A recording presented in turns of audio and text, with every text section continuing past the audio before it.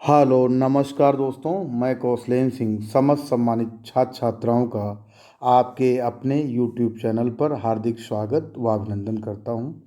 आज हम BEd, B.El.Ed, MEd या बीए स्टूडेंट्स के लिए हाई स्कूल पर्सनालिटी क्वेश्चनार अर्थात हाई स्कूल व्यक्तित्व प्रश्नावली परीक्षण अर्थात HSPQ एक साइकोलॉजिकल प्रैक्टिकल के बारे में चर्चा करेंगे, जिसमें हम यह जानेंगे कि सैद्धांतिक पक्ष और प्रयोगात्मक पक्ष में हमें क्या क्या करना है।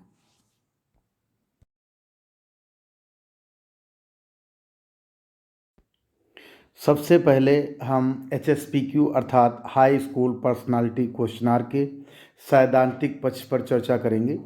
और यूनिवर्सिटी का जब भी आपको साइको प्रैक्टिकल होगा तो वहाँ पर सिर्फ और सिर्फ आपको प्रैक्टिकल एस्पेक्ट अर्थात क्रियात्मक पक्ष ही लिखना होगा, पर सैद्धांतिक पक्ष सिर्फ और सिर्फ आपको अपनी जो भी साइको प्रैक्टिकल की फाइल होती है उसमें लिखना होता है, क्योंकि सैद्धांतिक पक्ष को जाने बगैर हम क्रियात्मक पक्ष कर ही नहीं सकते हैं। तो इस प्रकार सबसे पहले सैद्धांतिक पक्ष में हमें क्या क्या लिखना है उनको हम जान लें। जैसा आपको स्क्रीन पर दिख रहा है यहाँ पर कि हाई स्कूल पर्सनालिटी क्वेश्चनार। अब इसके बाद यहाँ देखेंगे कि सबसे पहले सैद्धांतिक पक्ष। तो सैद्धांतिक पक्ष को आप यहाँ से नोट डाउन करेंगे कि सैद्धांतिक पक्ष में व्यक्तित्व क्या है, उसका रूपांतरण क्या है, हिंदी रूपांतरण क्या है, ये सब कुछ आप यहाँ से अपनी जो प्रैक्टिकल की फाइल है उसमें नोट डाउन कर लेंगे।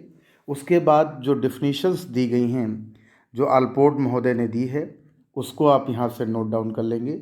और ये बहुत ही जितने भी कंपटीशन होते हैं उसमें ये डिफिनीशन पूछी भी जाती है कि अल्पोर्ट ने कौन सी डिफिनीशन दी है। तो यहाँ दिया हुआ है व्यक्तित्व व्यक्ति में उन मनोशारीरिक अवस्थाओं का गतिशील संगठन है जो उसके पर्यावरण के साथ उसका अद्वितीय सामंजस्य निर्धारित करता है। बहुत ही महत्वपूर्ण डिफिनीशन है ये, और ख़ासकर आज के परिप्रेक्ष्य में पर्सनालिटी को बहुत ज़्यादा डिफाइन ये डिफिनीशन कर रही है। तो इसको भी यहाँ पर आप नोट डाउन करेंगे।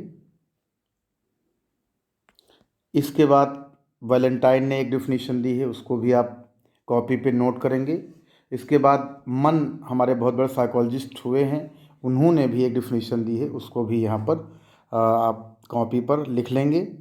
इसके बाद आता है व्यक्तित्व के सिद्धांत कौन कौन से हैं। तो फ्रायड के व्यक्तित्व के सिद्धांत कुछ उन्होंने बताए, हम यहाँ पर उनको भी नोट कर लेंगे। जैसा यहाँ दिया हुआ फ्रायड महोदय के मनोविश्लेषणात्मक सिद्धांत, इस सिद्धांत के प्रतिपादक फ्रायड हैं। ये पूछा जा सकता है कभी भी टेट और नेट या सीटेट में। इसके अलावा इन्होंने जो 3 बातें कही है वह कहा है इद, ईगो व सुपर ईगो के द्वारा होता है। अर्थात उन्होंने कहा कि व्यक्तित्व का निर्माण इद, ईगो व सुपर ईगो के द्वारा होता है। तो यहाँ पर यह भी जान लें इन्होंने इद और ईगो के बारे में क्या कहा है। इद का मतलब इन्होंने बताया है कि अचेतन मन है, और ईगो के बारे में बताया है चेतन मन है, और जो सुपर ईगो है वह बताया है नैतिक मन है। अगर हम इसको ऐसे कहें कि इसको ईद को हम चोर कह सकते हैं, इसको सिपाही कह सकते हैं, और इसे जज कह सकते हैं। अगर आप तैयारी करेंगे तो ज़रूर मेरी बातों को आप वहाँ ध्यान रखेंगे। सभी कंपटीशंस में ईद, ईगो और सुपर ईगो के बारे में पूछा जाता है। अब हम आगे जो हमें थ्योरेटिकल एस्पेक्ट में लिखना है उसको देखेंगे। अब हम रचना सिद्धांत के बारे में लिखेंगे कि जो शरीर रचना के आधार पर व्यक्तित्व का निर्माण कैसे होता है। तो टीटी में पूछ लिया जाता है कि शरीर रचना के आधार पर किसने कहा है कि पर्सनालिटी इतने प्रकार की होती है। तो सेल्डन महोदय ने कहा है, इसको आप भी नोट कर लेंगे। और इसके बाद जैसे यहाँ पर दिया हुआ है गोलाकृति, आयताकृति और लंबाकृति, अर्थात इसमें जो है गोलकाय, लंबकाय, सुडौलकाय भी बोल सकते हैं। तो ये जो 3 प्रकार है इसको भी यहाँ पर्सनालिटी में यहाँ आप नोट डाउन कर लेंगे। इसके बाद यहाँ पर है प्रतिकारक सिद्धांत। जैसे यहाँ दिया हुआ है कि इस सिद्धांत के प्रतिपादक आरबी कैटल हैं। यह भी टेट सीटेट में भी पूछा जा सकता है, यहाँ तो आपसे पूछा ही जा रहा है। इसके बाद यहाँ अल्पोर्ट का सिद्धांत, जैसे यहाँ दिया हुआ है कि इसके अनुसार व्यक्तित्व का निर्धारण प्रवृत्तियों, विशेषताओं व वातावरण के प्रति समायोजन से होता है। अर्थात व्यक्तित्व वातावरण वंशानुक्रम व व्यक्तिगत विभिन्नताओं पर आधारित होता है। तो यह भी आप नोट डाउन कर लेंगे। अब आता है कि व्यक्तित्व के गुण कौन कौन से हैं, जैसे यहाँ दिया हुआ है, तो इसको भी नोट कर लेंगे आप कि स्पष्ट अभिव्यक्ति, समान मानसिक शक्ति, प्रशासक, प्रसन्नमुख, संवेदनात्मक, परिपक्वता, साहसी, यह भी आप इसमें नोट कर लेंगे। व्यक्तित्व के गुण के अंतर्गत ही कुछ पॉइंट्स और हैं, उनको भी नोट कर लेंगे, जैसे विश्वसनीय, विनीत होना, सामाजिक चरित्रवान होना। और इसके बाद यहाँ बताया जा रहा है कि व्यक्तित्व प्रभावक कारक के बारे में बताया जा रहा है कि व्यक्तित्व को आखिर कौन कौन से ऐसे फैक्टर्स हैं जो प्रभावित करते हैं, उनको भी यहाँ नोट कर लेंगे थ्योरेटिकल एस्पेक्ट में, कि वंशानुक्रम, जैविक कार्य, शारीरिक रचना, दैहिक प्रवृत्तियाँ, वातावरण। अब यहाँ पर व्यक्तित्व के प्रकार के बारे में हम जान लें। यहाँ देखिए चार्ट बना हुआ है, इसको आप देख लें एक बार। जैसे यहाँ दिया है कि कृष्णर महोदय ने कहा है कि शरीर रचना की दृष्टि से व्यक्तित्व के प्रकार, तो यहाँ एस्थेनिक, लंबकाय, शक्तिहीन, सुडौल का, एथलेटिक, और पाइकनिक अर्थात गोल का है। तो ये कृष्णर ने कहा है, इसको भी यहाँ पर आप नोट कर लेंगे। और इसके बाद आता है स्प्रेंगर, उन्होंने जो समाजशास्त्रीय आधार पर व्यक्तित्व के प्रकार बताए हैं, इसको आप यहाँ देखेंगे और इसको याद भी करेंगे, कभी भी एग्ज़ाम में पूछा जा सकता है। तो यहाँ 6 प्रकार के सैद्धांतिक अर्थात थ्योरेटिकल, दूसरा इकोनॉमिकल, तीसरा सोशल, चौथा रिलीजियस, और पांचवा पॉलिटिकल, और छठा आर्टिस्ट। तो ये 6 प्रकार के पर्सनालिटी के टाइप स्प्रेंगर महोदय ने बताए हैं, इसको भी थ्योरेटिकल एस्पेक्ट में आप लिख लेंगे। जुंग के अनुसार आखिर पर्सनालिटी कितने टाइप की होती है, यहाँ पर 3 प्रकार की है, अंतर्मुखी इंट्रोवर्ट, दूसरा एक्सट्रोवर्ट, और तीसरा एम्बीवर्ट। ये तो साइकोलॉजिकल बेसिस पर टाइप्स ऑफ पर्सनालिटी हो गया।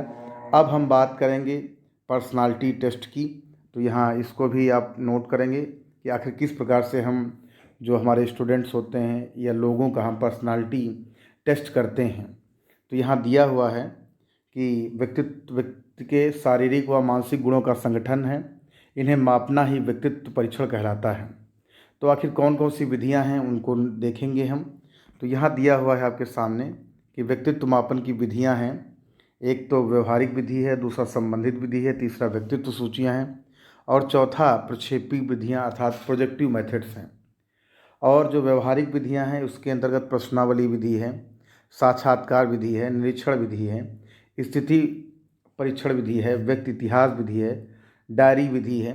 तो इनको आप इसमें नोट कर सकते हैं। और जो अंतिम यहाँ पर बची हुई है व्यवहारिक विधियों के अंतर्गत हस्तलेखन विधि भी है, तो इसे आप नोट डाउन कर लेंगे और फिर आगे बढ़ जाएंगे आप।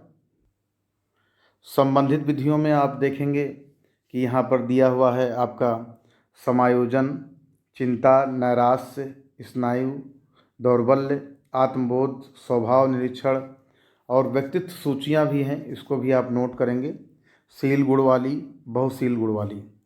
अब हम बात करेंगे प्रक्षेपी विधियाँ। प्रक्षेपी विधियों के द्वारा भी हम व्यक्तित्व का परीक्षण करते हैं, और ये बहुत बार हमने पढ़ाया भी है, बहुत से वीडियोस पढ़े भी हैं यहाँ पर। तो यहाँ पर सबसे पहले अगर देखेंगे शब्द साहचर्य परीक्षण, वाक्य पूर्ति परीक्षण, खेल प्रणाली, कहानी बताओ परीक्षण, रोसा स्याही धब्बा परीक्षण, प्रसंगात्मक बोध परीक्षण अर्थात TAT, CAT child appreciation test, ये जो पहला था थीमेटिक अप्रिसिएशन टेस्ट ये वाला, और ये है जो है प्रौढ़ बोध परीक्षण। तो प्रक्षेपी विधियाँ बहुत एग्ज़ाम में पूछी भी जाती हैं। तो इसके अंतर्गत रोसा है, TAT है, CAT है, ये एग्ज़ाम में आपसे पूछा जा सकता है। तो इसको भी आप यहाँ पर नोट कर लेंगे। इसके बाद आखिर व्यक्तित्व परीक्षण का महत्व क्या है, इसको भी जो पॉइंट्स दिए हैं उनको नोट करेंगे। पहला पॉइंट है व्यक्तित्व परीक्षाओं का उपयोग छात्रों तथा सैनिकों तथा विभिन्न सेवाओं के कर्मचारियों के चयन हेतु किया जाता है। इनका प्रयोग मानसिक रोगी के उपचार में किया जाता है। इनका उपयोग व्यक्तिगत समस्याओं के समाधान में किया जाता है। तो इस प्रकार से व्यक्तित्व परीक्षण का महत्व हम नोट डाउन कर सकते हैं। व्यक्तित्व परीक्षण के अंतर्गत ही जो हमने बताया कि जो महत्व है, कुछ और पॉइंट्स हैं उनको भी आप नोट कर लेंगे, जिससे आपका जो थ्योरेटिकल एस्पेक्ट है वो कंप्लीट हो जाएगा। तो यहाँ पर आप देख रहे हैं कि इनका उपयोग व्यक्ति की रुचियों, इच्छाओं, प्रवृत्तियों आवश्यकताओं आदि की जानकारी प्राप्त करके व्यक्तित्व निर्देशन में किया जाता है। इनके आधार पर व्यक्तिगत विभिन्नताओं के अनुसार पाठ्यक्रम, शिक्षण विधि आदि की व्यवस्था की जा सकती है। अगला है व्यक्तित्व निर्माण में सहायक है। अगला है इनके द्वारा मानसिक अस्वस्थता, पिछड़ापन, अनुशासनहीनता आदि कारणों का पता लगाया जा सकता है। अर्थात जितने भी ट्रेड्स हैं पर्सनालिटी के, इस HSPQ टेस्ट के द्वारा, ये जितने भी जो हमारे पर्सनालिटी से रिलेटेड टेस्ट होते हैं उनसे हम प्राप्त कर सकते हैं, जानकारी ले सकते हैं। तो इस प्रकार जो थ्योरेटिकल एस्पेक्ट है, अर्थात जो हमारा सैद्धांतिक पक्ष है, वह आपको सिर्फ और सिर्फ जो प्रैक्टिकल फाइल होगी उसमें आपको लिखना होगा। इसको यूनिवर्सिटी की फाइल में आपको नहीं लिखना है। तो अब आगे हम नेक्स्ट स्टेप की ओर बढ़ेंगे।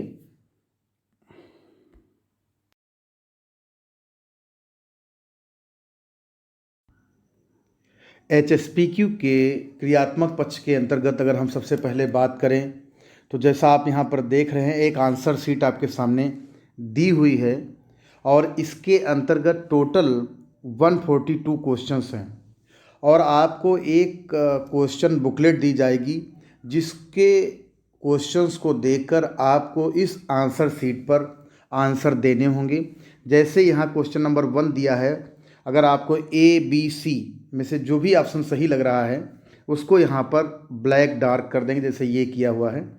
उसी प्रकार जैसे यहाँ आप देख रहे हैं क्वेश्चन नंबर 10 है, तो क्वेश्चन नंबर 10 में अगर आपको B ऑप्शन सही लग रहा है तो B ऑप्शन को आप यहाँ पर डार्क कर सकते हैं, जैसे आपने यहाँ देखा है। तो जो भी, और यहाँ जैसे मान लिया 142 क्वेश्चन नंबर ये लास्ट वाला है, तो अगर इसमें से आपका C सही है तो इसको आप डार्क, यहाँ जो सर्किल बना हुआ है, जो स्क्वायर बना हुआ है, इसको डार्क कर देंगे।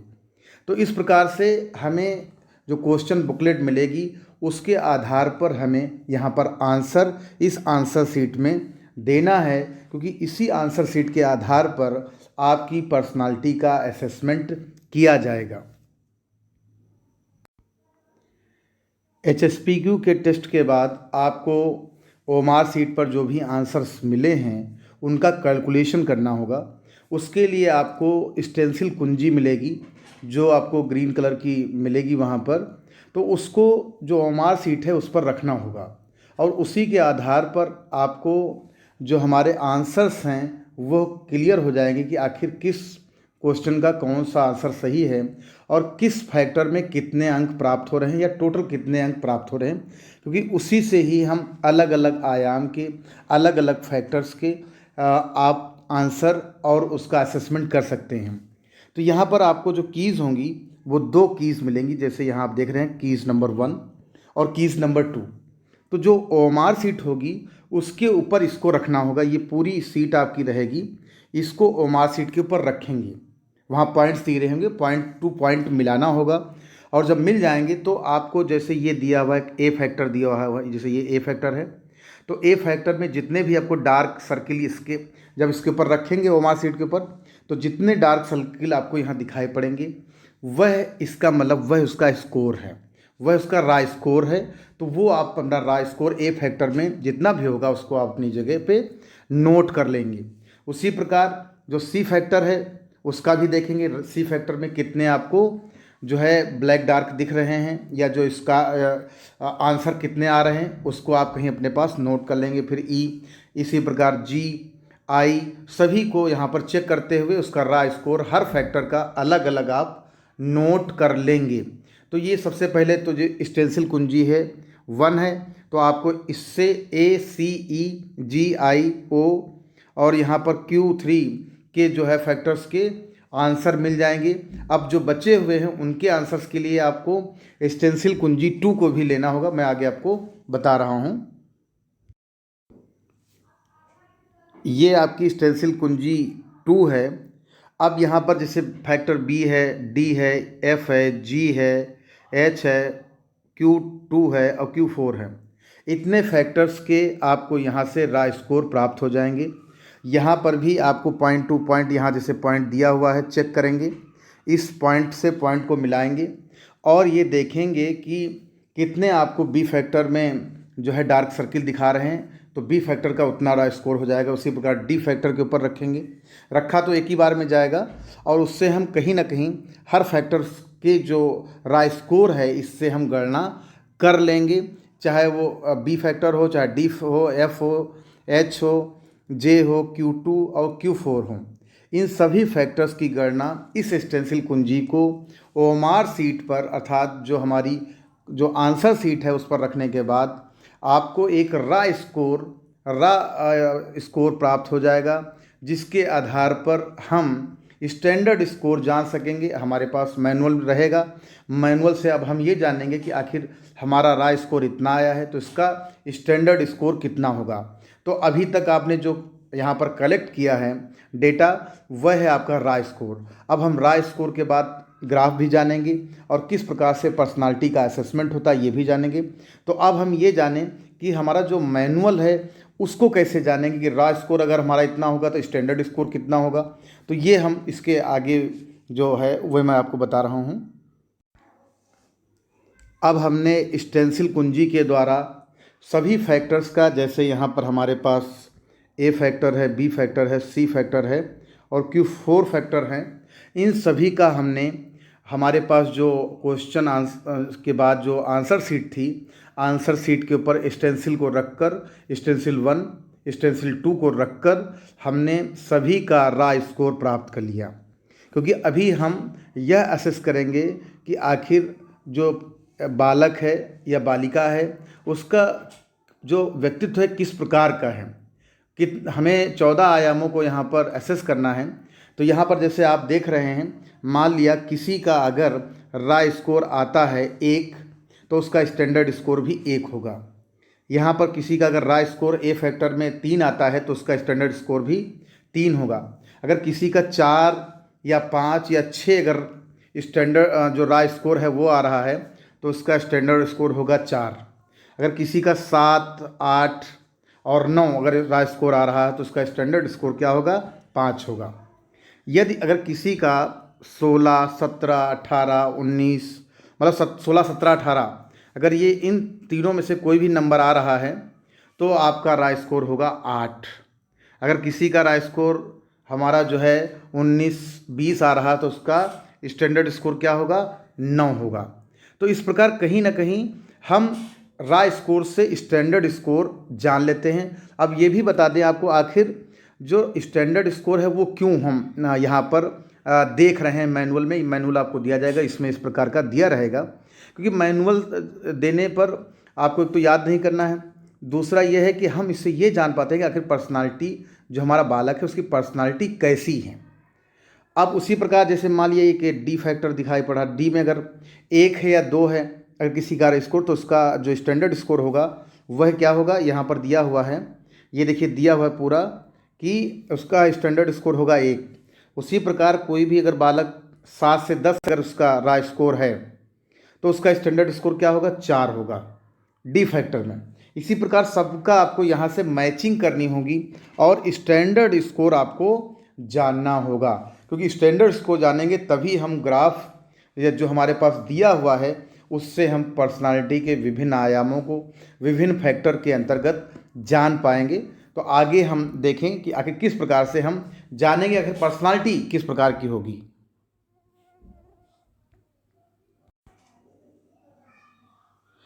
इस पेपर के द्वारा जो भी हमारे सामने है, इसके द्वारा हम जो हमारा स्टूडेंट है उसके विभिन्न आयामों की चर्चा कर सकते हैं और उसका पर्सनालिटी किस प्रकार का है, कौन सा ट्रेट हावी है उसके ऊपर, इसके बारे में हम बता सकते हैं। जैसे आप यहाँ देख रहे हैं, नेम लिखा हुआ है, एज लिखी हुई है, सेक्स लिखा हुआ है और ये ग्रेड 2 स्कूल है और डेट किस डेट को हमने प्रैक्टिकल कराया है यह यहाँ पर लिखेंगे। तो यहाँ पर बहुत सी चीज़ें हैं, आप इसको डिटेल में देखेंगे, आपके पास चार्ट मिलेगा। तो यहाँ जो स्टैंडर्ड स्कोर होगा ये स्टैंडर्ड स्कोर दिया हुआ है, ये जो है आपका, ये अभी हमने जो आपको दिखाया है ये स्टैंडर्ड स्कोर दिया है, ये 1 से लेकर 10 तक यहाँ दिया हुआ है। मान लिया हमारा ए फैक्टर लिया हमने और ए फैक्टर में मान लिया जैसे हमने ये जो हमारा दिया है उसमें 3 ये आ रहा है तो ये 3 आ गया हमारा। तो यहाँ पर आप क्या करेंगे, 3 को डॉट बना देंगे और 3 से मान लिया अगर ये आपका अगला वाला 5 आ रहा है तो इसको यहाँ पर 5 में डॉट लगा देंगे। अगर अगले वाले में फिर 3 आ रहा है तो यहाँ डॉट लगा देंगे। तो इस प्रकार से आप देखेंगे, इसको खींचेंगे और इसके बाद मान लिया फिर उसके बाद डी में आपका 7 जा रहा है, तो इस प्रकार से बना देंगे। और उसके बाद फिर मान लिया जी में या जो भी है उसको खींचते जाएंगे।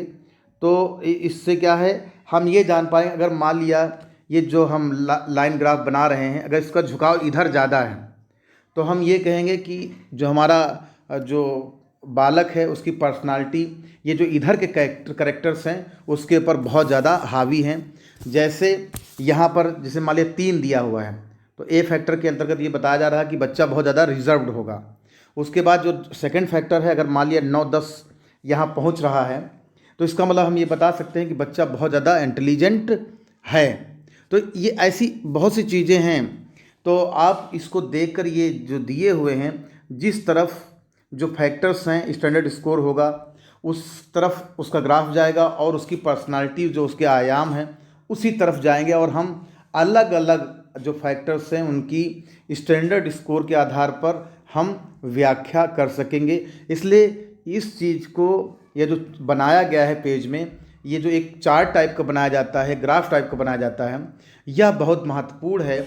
अगर आपको इस लाइन के इस साइड में आपको अगर ज़्यादा ग्राफ रहता है तो इसका मतलब पर्सनालिटी उसकी कहीं ना कहीं इन करेक्टर्स के ऊपर हावी हैं, यह करेक्टर्स उसके ऊपर हावी हैं। अगर इस तरफ ज़्यादा जो स्टैंडर्ड स्कोर है इस तरफ ग्राफ ज़्यादा है तो इसका मतलब यह पर्सनालिटी के जो ट्रेट्स हैं स्टूडेंट्स के ऊपर बहुत ज़्यादा हावी हैं। तो इस प्रकार से कहीं ना कहीं आप पर्सनालिटी के जो ट्रेट्स हैं बालक के कैसे हैं, कौन से फैक्टर्स बालक के ऊपर ज़्यादा हावी हैं, उनको इस प्रैक्टिकल के द्वारा हम एक्सप्लेन कर सकते हैं।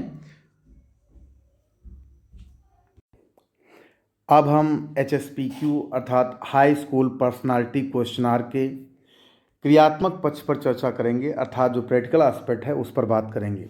तो जैसे यहाँ दिया हुआ है परीक्षण का नाम, नेम ऑफ टेस्ट, तो कैटल हाई स्कूल पर्सनालिटी क्वेश्चनार, तो इसको आप लिख लेंगे। उसके बाद उसका उद्देश्य क्या है, आखिर ऑब्जेक्टिव्स क्या हैं। तो HSPQ की सहायता से प्रयोज्य के व्यक्तित्व के 14 आयामों का पता लगाना यह उद्देश्य होगा। इसको भी आप नोट डाउन कर लेंगे। अब हम प्रयोज्य का परिचय लिखेंगे, अर्थात प्रयोज्य जिसके ऊपर कि हम एक्सपेरिमेंट कर रहे हैं। तो यहाँ पर वह प्रयोज्य होगा जो आपके सामने 6 से 14 साल का बच्चा होगा, उसका आप नाम नोट कर लेंगे, उसकी उम्र लिखेंगे, लड़का है लड़की है उसको नोट करेंगे, किस क्लास में है, उसका स्वास्थ्य उत्तम है तो यही लिखेंगे अगर आपका लगता है, परीक्षण समय कब हुआ, डेट डालेंगे। और इसके बाद आपको परीक्षणकर्ता का परिचय अर्थात आपको अपना नाम डालना है जो बीएड कर रहा है, क्योंकि वह किसी न किसी 6 से 14 साल तक के बच्चे के ऊपर एक्सपेरिमेंट करेगा। तो यहाँ अपना नाम लिखेंगे आप, और यहाँ जो भी एजुकेशन है BA BSc BCom वो लिखेंगे, और यहाँ पर शिक्षक प्रशिक्षार्थी या आप इसको छात्र अध्यापक भी यहाँ पर लिख सकते हैं। अब हम बात करेंगे कि उपकरण एवं सामग्री की। तो सबसे पहले आपको एक बुकलेट मिलेगी, क्वेश्चन बुकलेट। तो क्वेश्चन बुकलेट में जैसा पता है कि 142 क्वेश्चंस उसमें दिए रहेंगे, वो बुकलेट आपको लेनी होगी। और उसके बाद एक उत्तर पत्रक, वो भी आपको आगे बताएंगे। परीक्षण नियमावली अर्थात मैनुअल लेना पड़ेगा, और गणना के लिए स्टेंसिल कुंजी। ये अभी सब आपको मैं वीडियो में पहले भी मैंने बताया है और आगे भी आपको दिखा देंगे कि क्या क्या चीज़ें, परीक्षण पुस्तिका क्या है, उत्तर प्रपत्र क्या है, परीक्षण नियमावली क्या है, गणना के लिए स्टेंसिल कुंजी क्या है। अब इसके बाद अगर हम बात करें तो ये आता है प्रारंभिक तैयारी कि क्या क्या तैयारी करनी है। तो सबसे पहले प्रयोज्य को शांत व विघ्न मुक्त कमरे में बैठाया गया, परीक्षण कक्ष में उचित व पर्याप्त प्रकाश की हवा या व्यवस्था की गई। अब उसके बाद आती है निर्देश, क्या क्या निर्देश आप देंगे। तो यह आपके लिए भी पढ़ना ज़रूरी है और स्टूडेंट्स को भी देना बहुत ज़रूरी है। जब तक ये आप समझेंगे नहीं तब तक बच्चे को अच्छे से प्रैक्टिकल आप नहीं कंडक्ट कर सकते हैं। तो जैसे तुम्हें एक उत्तर पत्र दिया गया है, फिर से समझ लें जितने भी स्टूडेंट्स हमारा वीडियो देख रहे हैं, तो इसमें यथास्थान अपने बारे में आवश्यक विवरण भर दीजिए। अब हम तुम्हें एक परीक्षण पुस्तिका दे रहे हैं, इसमें तुम्हारी रुचियों, पसंद व नापसंद के बारे में कुछ प्रश्न हैं। पहले मैं तुम्हें उदाहरणों द्वारा स्पष्ट कर दूंगा कि तुम्हें किस प्रकार उत्तर लिखना है। तुम्हें प्रत्येक प्रश्न के सामने उत्तर के रूप में कुछ विकल्प दिए हैं। इन वैकल्पिक उत्तरों में से जो तुम्हारे संबंध में लागू होता है उन्हें ही उत्तर प्रपत्र पर प्रश्न के आगे उसी क्रम में सही का चिन्ह बनाकर प्रदर्शित करना है। और जो अगला यहाँ पर दिया हुआ है कि अपने संबंध में गलत उत्तर ना दें, क्योंकि इससे तुम्हारे व्यक्तित्व का गलत मूल्यांकन होगा। हमें तो केवल इस परीक्षण से तुम्हारे व्यक्तित्व का पता लगाना है कि किस प्रकार आपका व्यक्तित्व किस प्रकार का है, और कोई प्रयोजन किसी प्रकार का नहीं है, और कोई प्रयोजन इसमें नहीं है। अगला कहा गया है कि कोई भी प्रश्न अधूरा बिना उत्तर दिए ना छोड़े, किसी भी प्रश्न को पढ़कर परेशानी का अनुभव ना करें, जो सत्य है वहीं पर निशान लगाएं। तो ये आप यहाँ पर नोट डाउन करेंगे जो निर्देश में आप बता रहे हैं, क्योंकि निर्देश पढ़ना और बताना ज़रूरी है। और किसी उत्तर को देने में अधिक समय ना लें, जो स्वाभाविक रूप से उत्तर पहले तो हम मस्तिष्क में आए उसी पर चिन्ह लगा दें। एक प्रश्न का केवल एक ही उत्तर देना। इस प्रश्नावली में आपको कुछ प्रश्न एक जैसे प्रतीत हो सकते हैं, लेकिन कोई प्रश्न समान नहीं है। तुम्हें परीक्षण के संबंध में कोई जानकारी या बात समझ नहीं आई है तो उससे अभी पूछ सकते हो। परीक्षण प्रारंभ होने पर कुछ भी नहीं बताया जाएगा। और जैसे यहाँ पर जो निर्देश के अंतर्गत हैं कि मेरे प्रारंभ शब्द कहने पर कार्य प्रारंभ कर देंगे और समाप्त कहने पर कलम यथास्थान रख देंगे। परीक्षण पुस्तिका पर कहीं भी कुछ भी नहीं लिखना है। अब हम विधि क्या है आखिर उसके बारे में डिस्कस कर लें। जैसे यहाँ दिया हुआ है सबसे पहले कि सबसे पहले प्रयोज्य से उत्तर प्रपत्र पर अपने संबंध में जानकारी लिखने को कहेंगे। प्रयोज्य कौन? जो सब्जेक्ट है आपका, जिसकी उम्र 6 से 14 साल की। जानकारी लिखने के बाद उन्हें परीक्षण पुस्तिका वितरित कर दी जाएगी। आवश्यक निर्देश से पहले उन्हें उत्तर देने की विधि से अवगत कराया गया, क्योंकि परीक्षण की समय सीमा नहीं है। जैसे छात्र उत्तर प्रपत्र लाते गए, उन्हें एकत्र करते गए। और जो इसमें कहा जा रहा है कि अंत में गणना कुंजी अर्थात जो हमारी स्कोरिंग की है के द्वारा सभी आयाम के रा स्कोर प्रत्येक छात्र के लिए ज्ञात किए गए। रा स्कोर को स्टैंडर्ड स्कोर अर्थात स्टेन में मैनुअल द्वारा परिवर्तित कर लिया जाता है। परीक्षण नियमावली से प्रत्येक स्टेन की जो है व्याख्या से व्यक्तित्वशील गुण का पता लगा लेते हैं।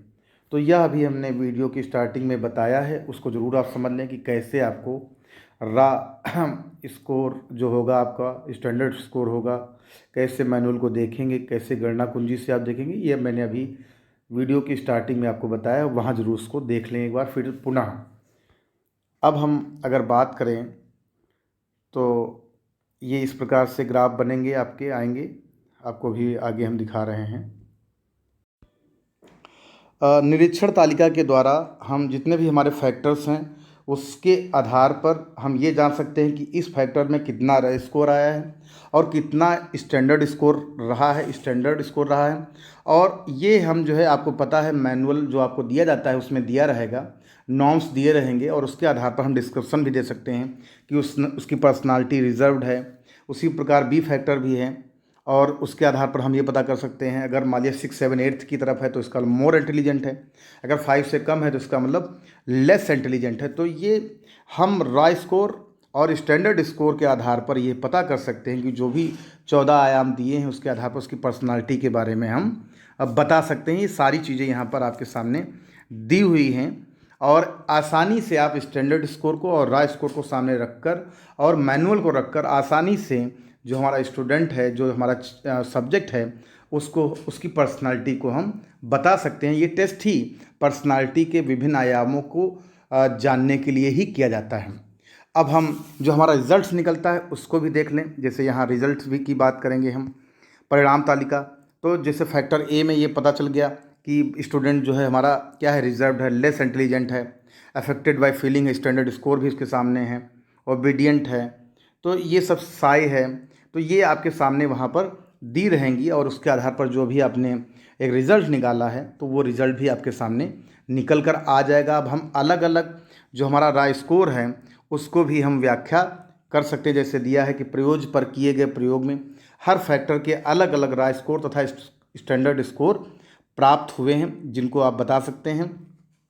जैसे फैक्टर ए है तो फैक्टर ए में कितना अलग अलग आप दे सकते हैं कि रॉ स्कोर कितना रहा है, स्टैंडर्ड स्कोर क्या रहा है, उसके आधार पर जो पर्सनालिटी उसकी क्या होगी। तो ये भी उसी प्रकार बी फैक्टर है आपका, उसके बारे में बता सकते हैं आप क्या है, उसका स्कोर क्या है, स्टैंडर्ड स्कोर क्या है, रॉ स्कोर क्या है, उसकी पर्सनालिटी क्या है। उसी प्रकार जो सी फैक्टर है उसके बारे में बता सकते हैं। जो डी फैक्टर है उसमें भी रॉ स्कोर स्टैंडर्ड स्कोर बता सकते हैं। और फिर फैक्टर ई है उसमें भी रॉ स्कोर और स्टैंडर्ड स्कोर उससे क्या पता चलता है। और उसी प्रकार एफ फैक्टर उसके बारे में बता सकते हैं। और जो जी फैक्टर है, जी फैक्टर और एच फैक्टर उसमें भी स्टैंडर्ड स्कोर रॉ स्कोर बताकर पर्सनालिटी का जो आयाम है वो बता सकते हैं। उसी प्रकार फैक्टर आई और जे उसके भी रॉ स्कोर और जो हमारा स्टैंडर्ड स्कोर वो बता सकते हैं। और जो फैक्टर ओ है, ओ और Q2 और ये सब उनके बारे में भी आप बता सकते हैं। और Q3 ये जो है Q4 फैक्टर उसके बारे में भी आप आसानी से बता सकते हैं। और इसके अर्थात जो 14 आयाम हैं उनके जितने फैक्टर्स बनाए गए हैं उनके आप उसके आधार पर आप ये बता सकते हैं कि आखिर स्टैंडर्ड स्कोर कितना रहा है, रॉ स्कोर कितना रहा है, और उसके आधार पर उसकी पर्सनालिटी डिफरेंट आयाम में क्या क्या है। अगर अब हम बात करें निष्कर्षों की, तो व्यक्तित्व परीक्षण के उपरांत निकाले गए रॉ स्कोर तथा स्टैंडर्ड स्कोर के से हम ये ज्ञात करते हैं या ज्ञात होता है कि प्रयोज्यशील गुण का पता चलता है। HSPQ ग्राफ द्वारा स्पष्ट होता है कि प्रयोज्य कम व्यक्तित्व का बालक है। हमने बताया कि अगर 5 से नीचे का ग्राफ आ रहा है तो ग्राफ बहुत महत्वपूर्ण है। ग्राफ अभी मैंने बताया भी था आपको। तो उससे क्या है, उसका व्यक्तित्व कम आकर्षक है, हम ये बता सकते हैं। उसके बाद एजुकेशनल इम्प्लीकेशन क्या है ये भी जानने की ज़रूरत है आपको। तो यह बताता है आपका कि यह परीक्षण छात्र के व्यक्तित्व के बारे में एक अंतर्दृष्टि प्रदान करता है। यह प्रयोज्य के सामाजिक व्यवस्थापन में सहायक होता है। और अगला है, यह प्रयोज्य को शैक्षिक व व्यावसायिक निर्देशन देने में जो परीक्षण है उपयोगी है, ये आप बता सकते हैं।